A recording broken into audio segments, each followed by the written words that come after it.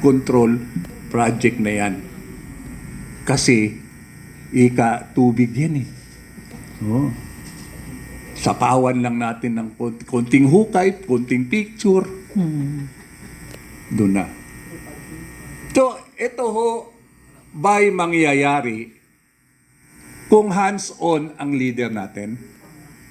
Hindi.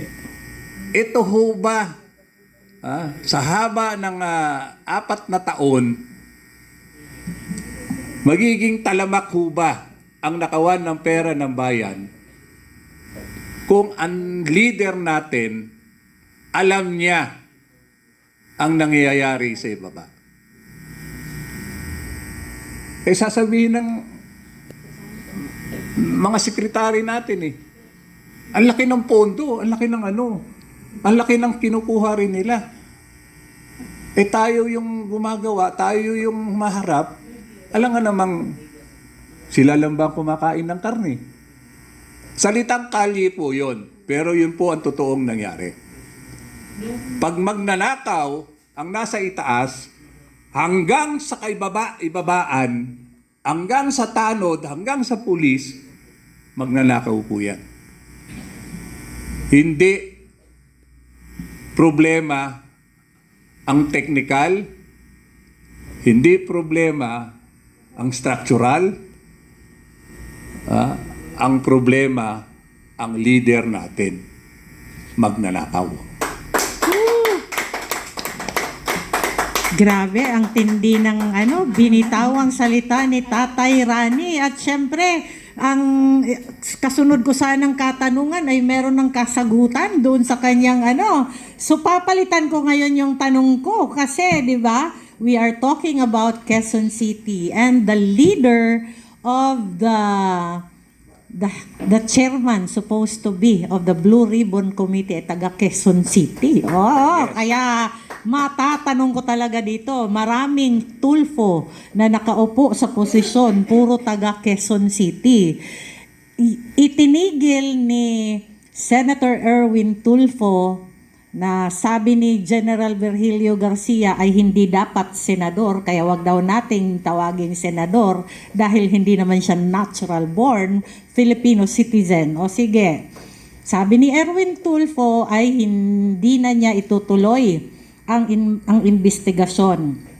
You have mentioned kanina about some legislation that you passed noong panahon pa about dito sa mga settlers na dapat ay inilikas. Ngayon, ang Blue Ribbon Committee hearing supposed to be is also in aid of legislation. Itinigil niya ito. Tapos, ang dami-daming mga tulfo sa Quezon City na ang lalaki ng mga pondo, na pinang-iinom na lang sa Las Vegas. Ngayon, isa sa mga panukala na nakita ko based on your discussion kanina, na kailangan pala natin na magkaroon tayo ng batas to penalize local government units na nagpapabalik doon sa nilikas mo na, di ba? Na at saka yun nga yung sinasabi mo na wala yung problema so ano ang mungkahi mo ngayon kay Erwin Tulfo at sa Tulfo family tungkol sa isyu ng flood control, especially in Quezon City, at ano ang konkreto nating magagawa na pwedeng sila ay tumulong sa taong bayan kung totoo talaga ang kanilang puso para pagsilbihan ang mamamayang Pilipino? Tatay Rani? Ay, papasalamat po muna ako kay Senador Erwin Tulfo sa kauna-unahang asuntong natanggap ko. At least ngayon certified na ako na membro ng mga naasunto. Kasi ngayon ang hearing ng asunto ko yung cyber libel at oral defamation. Salamat Sena, at least ngayon di na ako pwedeng laitin nitong mga kasamahan ko rito. Hindi ka na pang-barangay. Hindi ka na pang-barangay, pang-national. Pang-kongreso ka na. Pero yung case ko, cyber libel, oral defamation, pang-barangay pang-barangay. Ang fine ata noon, 500 Pero hindi po. Ngayon, dahil marami naman siyang statement na hindi ko na elaborate, baka madagdagan pa yung asunto ko. Ngayon, marami siyang statement na sinasabi niya na move on na raw dito sa flood control investigation. At dito, kita mo, pagkasabi nila, bumaha. Ang kalikasan talaga eh. Oo.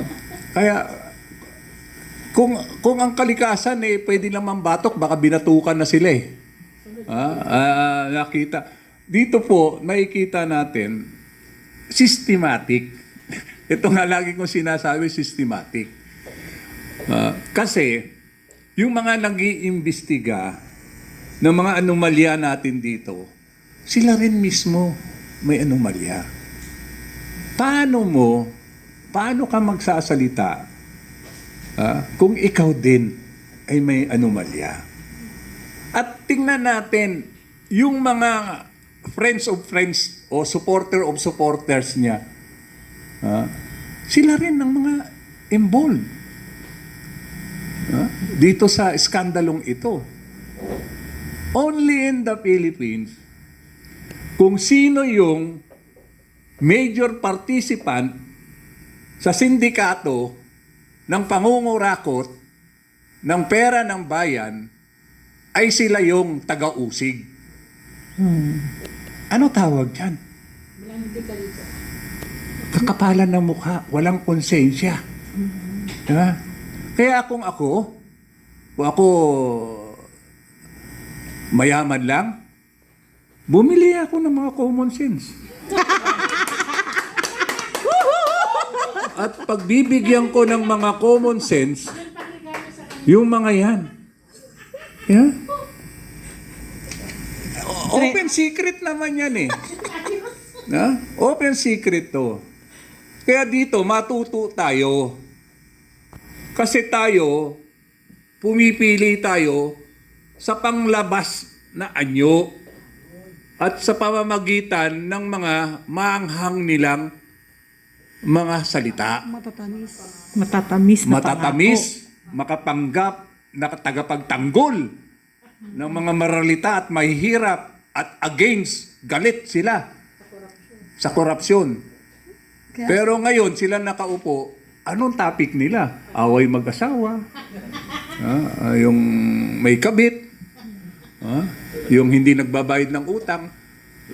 Pero, yung tungkulin nila na dapat panagutin kahit sino ka man, kanta na lang ata yan eh. Na kahit sino ka man, basta may nagawa ka sa batas, ang daming batas eh, kumpleto tayo sa batas. Kaya nga lang, bendalo nga eh. So, ano aasahan natin? Yung total na pagbabago na hinihiling ng mga ilang tao ngayon, ang pagbabago po yan, hindi ho mangyayari yan kung hindi rin po kayo magbabago. Ako